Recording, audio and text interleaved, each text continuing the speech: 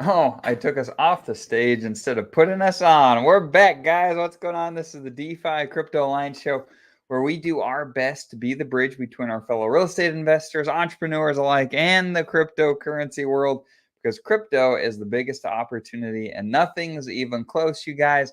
Welcome along. We're pumped to have you today. Corey, take it away. Absolutely. Corey Geary here, and truly blessed to be on this journey with all you fine folks where we're going to use cryptocurrency as that wealth creation tool to change the trajectory of our lives and break the curse of mediocrity from our family tree, and then use real estate and other assets like oil and gas, maybe some race horses. You wouldn't believe some of the deals that we see, guys, but use these deals as a wealth preservation down the road. And it's just gonna be a lot of fun to go on this journey with all you guys who want to join us, change the trajectory of our family, our friends, you guys. And man, it's just interesting times that we're at. I enjoyed watching the Bitcoin conference from home. That was a lot of fun, Dane. What was your, I would love to talk about this, the thoughts of Donald Trump's speech at the Bitcoin conference. I mean, I'll tell you my favorite part, but it might be your favorite part too. I mean, actually, so as a general take, I mean, I thought it was interesting to hear him talk real positively about crypto. That's what everyone expected. And, he kind of ended it off in a way that it doesn't, like he's not, in my opinion, he's not one of us, right? He's not one of us. And No, it's different if he were, but nonetheless, he had plenty of positive things to say. I thought what Donald had to say was a little less interesting than what RFK had to say about making an executive order to be buying Bitcoin and making it a currency. What did he call it? Part of essentially, yeah, a reserve currency. Thank you. Yeah, and having enough Bitcoin that theoretically you could demolish. That actually could be a method through which they could demolish the deficit in a big way over the next decade or 20 years. Who knows if prices continue to trend up? That was fascinating. And so I really like that. I loved how Donald said that if he was elected, Gary Gensler would be the first person on the chopping block when he got into office. Yeah, let's freaking do it, man. We're all ready for that time. oh man, I've never heard something more bullish for Pulse Chain in general than freaking, Gary Gensler, you're fired. I mean, there is speculation going around that even if what the hell's her name? Camilla? I don't even know her name. Oh, Kamala? Yeah, that they actually might end up letting Gary go by the end of the year, or as we're getting closer to the election, just because of the sentiment that they want to be able to buy back some of the crypto community votes for the Democratic Party. And one way they could do that is go ahead and give Gary the axe, now all the way to time of the election. So there's, I think I saw Buck talking about it, and then there was some guys, talking that they think that could happen. I don't know if that would, but it's fun to think about, right? Like, man, you want to talk about something that moons price? Freaking fired Gary Gensler and that moons price, man, all across the board. Just not even in our asset class or our community, like just across the board. It'd be so bullish. Well, I'm just hoping that they're not, we don't freaking need these guys being goldfish and just following along, not remembering how the current administration has treated crypto over the last freaking 4 years. No, the overwhelming response from all of those companies that Kamala and her cronies should be reaching out to should be a big freaking middle finger and say, you could suck it. We've seen how you've operated, and this is not something where we're cool now. We are not friends.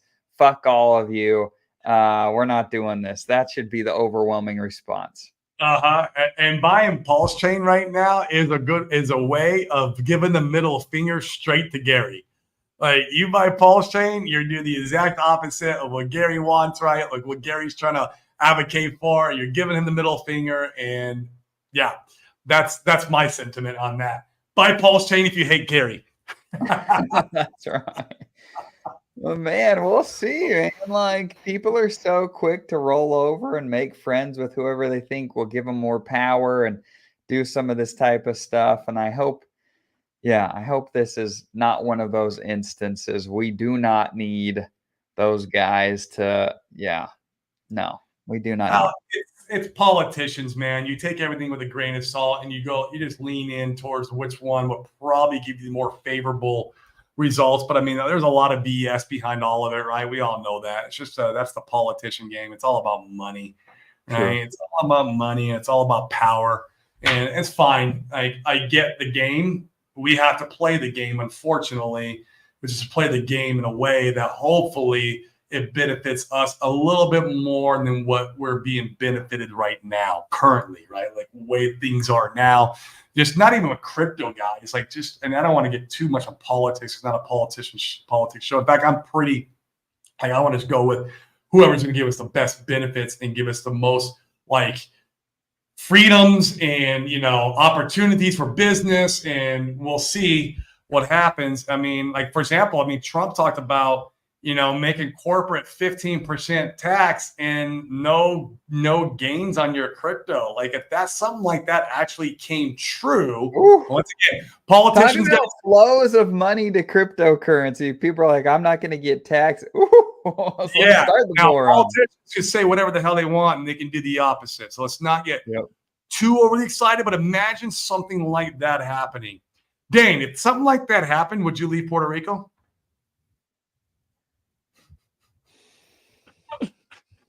I'll be honest with you. I probably would. Yeah, I would. You're right. It's like you're like your crypto gains are sheltered. Corporate, I mean, for 15%, they mean you know how to offset those in real estate. We can offset a 15% gain in real estate. Obviously, they'd be. I would imagine if they're doing that kind of policy, then there would be very good incentives for real estate too. The continuation, maybe making it better as far as depreciation and the way you can take depreciation, cost seg. Like, man, it wouldn't be hard for us to go back and just like take it all back from real estate. I mean, yeah, interesting things to think. I mean, that's the big perk. I think, in fact, I think that something like that would be devastating to Puerto Rico. I think it could be devastating because a lot of the money that comes here for different reasons, and some of the things that politicians have talked about, Trump, for instance, and RFK, those have been not just crypto benefits, but like business in general, tax benefits. Yeah. And that would be catastrophic for Puerto Rico, in my opinion. Now, you know, Puerto Rico, they've 3 different times, I think it's 3, and if you guys know in the comments more history in the politics than I do, comment I've heard, 3 different times they've turned down from being a state. Puerto Rico's had the opportunity to become the 51st state, you know, a few different times. It'd be interesting to see if something like that happened, Dane. Like, if that money stops coming in here, if Puerto Rico would raise their hand back up and be like, "Hey, let's become a state." Like, I would almost like. How would that change things for Puerto Rico? I'm just not because now you're a state and like you get all the benefits a state gets, right? Like you get all the funding that you want, you get all the. Yeah, you could your whole infrastructure can be completely reformed if you become a state of the United States. You're under the impression that Puerto Rico doesn't have that because they haven't opted to become a state. Right. Mm-hmm. Oh, interesting. They've had opportunity to do so. That the Puerto Rico, the citizens of Puerto Rico have voted against it every time. And it's not the United States. The United States would have taken them. They would have taken them. So a little bit of history there for you guys of politics between Puerto Rico and the United States. But it'd be interesting to me. And almost like in my head, I'd be like, man, if that was happening and all this money stopped coming here because you've taken away the bit. Well, you didn't take away the benefit, but the benefits are now like the same in the U.S. Like, if I was a state, if I was Puerto Rico, I'd be like, hey, let's just go ahead and become a state then, because the only way like we can kind of pull out of this mess that we got. I don't know. We're speculating here. This is. Would you leave too? Probably. Yeah, it's just not the overarching benefit. It'll be really interesting to see. Yeah. I love it here. I do love it. You know, the bugs suck. That's the only part I really like. For my family, it's the most inconvenience for them. Literally, is the mosquitoes. And so, like, I don't know, but next year is my third year in. I'd be able to leave after my third year. That's what you got to do is you got to do 3 years, and then you have to buy a property. So I would do that. I would buy a property. I'd finish out. So that way I don't got to pay any back tax. I don't want to be, because I'm sure they can still get you like from retroactive. So I do that, and then I don't know.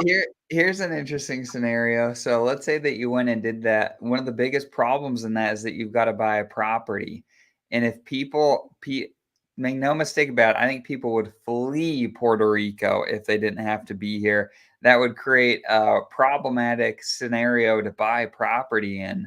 Buy something super duper cheap. I mean, you can go out of the outskirts, buy some for $100,000 or something like that. Yeah, you just and you go live in it for a few months and just kind of put your until you got your third year in and you've kind of like got your all clear to leave from the attorney, right? Like you're like, okay, yeah, you're good. If you want to go ahead and renounce Act 60, that's what you do. That's how I'd play the game. And then you sell the property and make back what you can, or you Airbnb it. As long as you're out of some of these communities, you can Airbnb. But depending on, to your point, what the economy is like, it'd be very you freaking sell the thing and get out what you can. Probably. Yeah. Very something fun to think about, though. It's all fun to think about. And either way, I am happy here, but I would love, because man, gosh, the United States. You think right now there's a lot of like fear or FUD in cryptocurrency as a whole. Imagine, the regime coming out and saying, no, well, you don't have to pay taxes on your gains. Like, oh my gosh, you want to talk about fear kind of getting lifted off the nation for crypto. It would really, man, people would be buying crypto. I mean, we literally could have the bull run of all bull runs. People have been talking super cycle every cycle, it seems like, since crypto's been around. Yeah. And that would, like, in my opinion, that would be the super cycle. Yeah, kick it off. It would be insane. Oh, here we go. Yeah, Bucks. I thought this was good. He's saying essentially what you and I are. A lot of the things that we're saying, I feel like he did a good job of numbering the different topics. And I thought this was money. So yeah, let's read it. He says the setup for crypto broadly is essentially perfect. Easing will begin in September. When he says easing here, they're talking about cutting rates in September. Correct. And so that'll be interesting to see. Liquidity will come back as rates drop, forcing people to invest in risk assets. We saw it during COVID, for instance.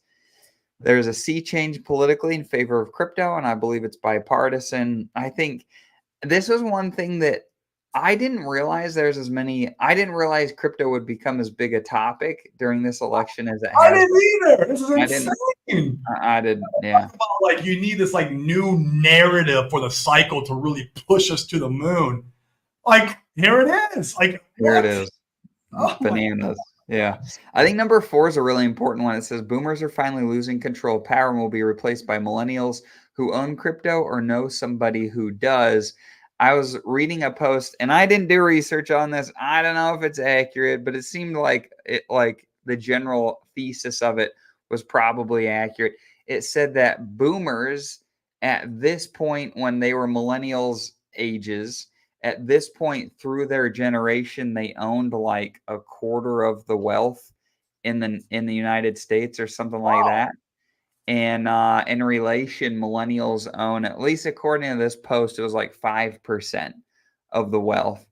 And if that is accurate, it really speaks to the idea of how much harder it is, or how less far money goes today. And I think I would believe those stats. You couple that with where, that saying, hard times makes hard men, easy time make. Wait, what's that saying? Hard times make strong men create good times create weak men create hard times. So we're kind of in that weak men create hard times, in my opinion, in the long term, the grand picture of things. Agreed. And weak men are not entrepreneurs. They're not investors. They're not out there trying to change the family tree curse of mediocrity, right? They're not doing that. That's not a weak man stance. so I'd say that, so what you had just said, couple that with the way just kind of way our society is right now, and the way people are being brought up, without morals, without a moral compass, without without God in their life. Like I don't want to get too religious in the show, but like I feel like that also is a reason why we see that. Yeah, no, and I'd go in even a little deeper. I agree completely with that. I mean, how many people could actually stand up and tell you what they stand for? It's remarkable how many people couldn't name off their values if you ask them, and that's a problem. You should be able to say the things that you stand for, even if they're controversial or uncomfortable. You should be able to state those things and state them very clearly, and many people cannot today, and that's a problem. Yeah, or if you can't state it, you're definitely not going to live by it. Like, how do you expect to live by these? Have a moral compass in general if you don't know what your moral compass is? It's like it's a very interesting time that we're in. And yeah, I mean, I'm here for. I do believe it will create. We were talking about this the other day, Dane, with Collins on the beach. I think it's going to create one of the biggest opportunity for the people who are paying attention, for the ones who are in tune, in line with their purposes in life and their whys. Like, there will be the biggest opportunity of our lifetime probably coming up, man. I agree. I feel that to my core, man. I feel that to my core. If this goes according to plan, we're going to get a nice little bull run here. And then if you're smart and you take some profits, Hope you guys do. it could be a buying opportunity like you've never seen. Yeah, exactly. All right, let's start. Agreed. Number 5, regulatory uncertainty may finally get fixed next year in Congress, bringing back serious investors to serious crypto projects like Uni or Aave, to name a few. There's Buck plugging his own stuff. And in fact, what's wrong with that, Dane? No, I'm for it. I'm not saying anything negative. I'm for it. I think that that's actually a really interesting point for utility stuff. Almost nothing utility based has done decent gains this in the last, what's it been since the last bull run? Nothing. And so can you get more serious money like that to come back? Norbert comes on Open Mic Fridays a lot, and he talks about the smart money. That could be a scenario where you have guys flooding into an Aave, a Fiat, a Fame, something like that. I agree. Which would be great. I agree 100%. I would like to see that. I mean, I like the utility. In fact, it's funny, Dane. Sami's made fun of us on his show before because we talk about utility and we're real estate guys, and he's poked fun of us, in his show. Because we're utility guys. I mean, we own some meme stuff, and I'm not against meme stuff whatsoever. In fact, it's fun and do your thing, whatever. But like, I do love the utility stuff, man. It would be nice to invest in things that have utility use case that go up too, and maybe make some passive income. The true DeFi stuff that we all love. That would help. It would help. Yeah, it'd be interesting to see. All right, number 6. Whoever wins the election will likely be more friendly toward crypto than the previous administration. Back to like we said before, if you are any crypto people that stumble across our show, remember what these MFers did to us the last 4 years. We don't want that again. Yeah. Number 7, crypto is finally learning how to organize and yield political influence. We need that. That's a little bit of sophistication there for you, Dane, that we talk about. That's always missing. Agreed. Right? And right there's a little bit coming in. Agreed. Yep. Number 8, we are connected now to some massive billionaires like Elon who are sick of the government's overreach in general, and crypto will benefit from their lobbying indirectly. In fact, did you see the clip, Corey, from the Jordan Peterson interview with Elon Musk? No. Oh, man, this was really fascinating. Now, during their interview, there's like a 3-minute clip that I watched, and it was really interesting.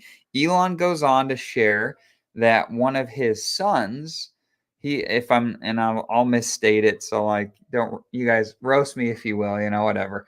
But essentially, what I took away is Elon called it the woke mind virus. Sounded like somebody, the administration at the school or whatever where his son attended, he essentially was tricked into signing documentation to allow his son to take puberty blockers and essentially castrate his son.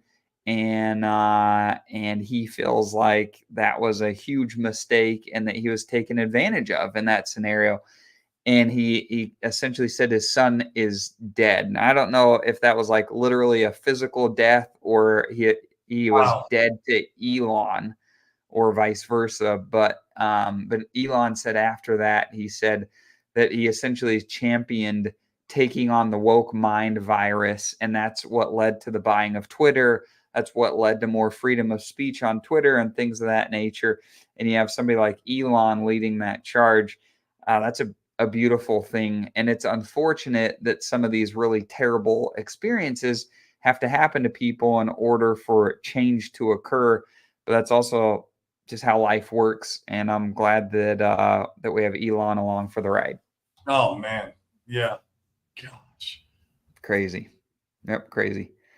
Number 9, nation states. And I actually think this is fascinating. Nation states hoarding Bitcoin and other crypto could lead to a small arms race of buying. Smart money will buy in front of that if the policy looks likely to be enacted. And this is that scenario where, like, literally super cycle status. If countries start freaking going bananas to gobble up whatever they can. And this is fascinating, Corey. Like, I just find this whole thing just fascinating.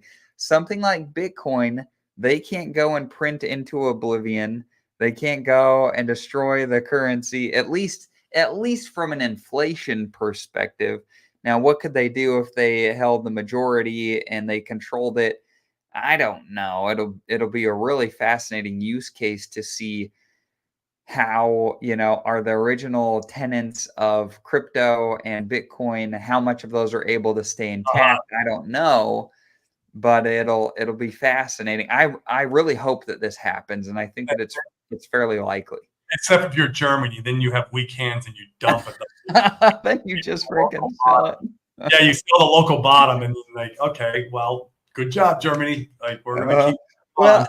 And this was interesting too, back to like you're saying, the Bitcoin conference. I can't remember if it was RFK or if it was Donald Trump, but essentially they said they would institute an executive order to make it so that the U.S. government would not sell any Bitcoin in their possession. That would be great. That would be great. Yeah. Number 10, inflation dropping and unemployment's trickling up. So this is not positive. This is a little scary here. That's one of the signs of the times of things trending in the wrong direction. So we'll see where we get to before we really get a top in. Number 11, AI is a wild card, but its rapid advances ultimately will be positive for crypto growth. Agree wholeheartedly. And 12, we've established 2 key purchasing rails with the ETFs. This legitimizes crypto in the eyes of Wall Street and gives them a way to make money, which means they'll be staunch allies politically from now on with crypto. Bearing a black swan or massive inflation surprise, I see only good things ahead for crypto broadly. It's massively bullish, man. And there's nothing in here that I'd really disagree with. Like, you're looking for opportunities as an investor where the market is not valuing an asset properly. It's still at a big discount. And I think that crypto as a whole is that place right now. I really do. What do we say all the time in the show? It's your job as an investor to go out and look for inefficiencies and opportunities. You're an opportunist, right? And this is like a good example of that. You have information way ahead that you can go participate in, and like this is how you make life-changing wealth. Is knowing this information and data and being on the forefront. It's like what the analogy you use all the time, Dane. You're like, oh, it's like being out on a surfboard in the ocean, and you're actually watching that wave coming, and you're finally early, and you get to be one of the first ones to ride that wave, as opposed to being after the wave comes and going out there and catching all the leftovers, whatever. Yep, exactly. So, And I know we've got to end early, so this is probably a good note to end it on. Then Buck goes on, he talks about Pulse Chain. Once again, I just thought that he put all this together so succinctly and beautifully. This was easy. The Pulse Chain part. I didn't see this tweet. So yeah. So he says RH is going to win either direct or by running out the clock. The SEC will have to find someone else to kick around besides crypto and the new administration. Agreed. Oh my gosh. And we've said this time and time again. Anybody that says you don't need RH to stream and be a leader, I think is out of their mind. Number two, an unshackled RH can bring the enthusiasm and community with one single live stream, and we need it. It would be insane. The leadership that it would steal in everybody of him beating the drum again would absolutely green candles, in my opinion. Not financial advice, but my money's on that. And I think he will start streaming. I do believe after there's clarity that you're going to see him come back. I do too. Again, not financial advice. We might not. So yep. Number three, our valuations are very low given all these factors, which is the opportunity. Like we've said time and time again, we look like we are dead at the moment, but that can change very quickly and easily. Absolutely, on a dime. It would. Yep. And then number four, this is the piece that, and this is why I titled the show the way that I did today. If ETH takes off once again, once the grayscale outflows dissipate, then Pulse Chain as a pure play on ETH should too. Make your game plan now. This is the takeaway. I'm telling you guys, make your game plan now. Be ready for good news. I know it seems impossible after what we've experienced, but even dead things resurrect. And these kinds of conditions, think where you want to be in about.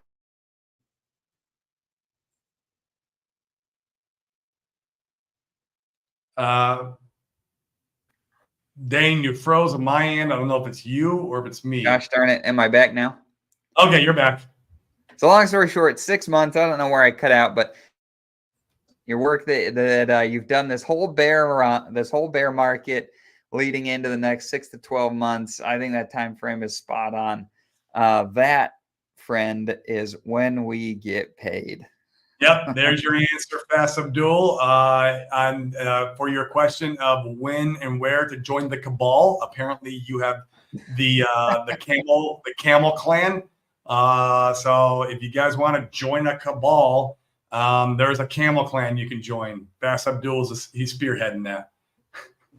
That's right. And he likes bribes, bro. When are you gonna bribe me in some solid X? We've had this conversation many times. Come on, man, let's go. Oh, yeah, Chad. I mean, ideally, it'd be nice to get a girlfriend before you're rich, because then if she stays with you through the hard times, obviously she'll stay with you through the good times. So try to get one now, and then you'll be in a better off position when you have money. A little advice there. That's right. That's right. Cool. I know you got to run, Corey. This is a good place to wrap it, you think? Yeah, guys, we're keeping it short. I got to go and check out my daughter's school today, but we're going to be here all week, bringing the good word of crypto, real estate, and money to you guys. Smash the likes. Hit the subscribe button for us. Help us get this algorithm through the stratosphere, because we're about to go to the moon. It's going to be great times. It's just all part of the cycle where we're at right now. With Silk Road moving $2 billion. I see Nomadi posted in there. It's all where we're at in the cycle. Hold on. Have the faith. Let them dump. I'm cool with it. I'm cool with Ethereum dumping. I'm cool with Pulse Chain dumping right now. Like I'll buy more. Like it's almost DCA time, Dane. We're around that time. And so, guys, hit the like, smash the subscribe button, the bell, and we'll see you mañana. See you guys.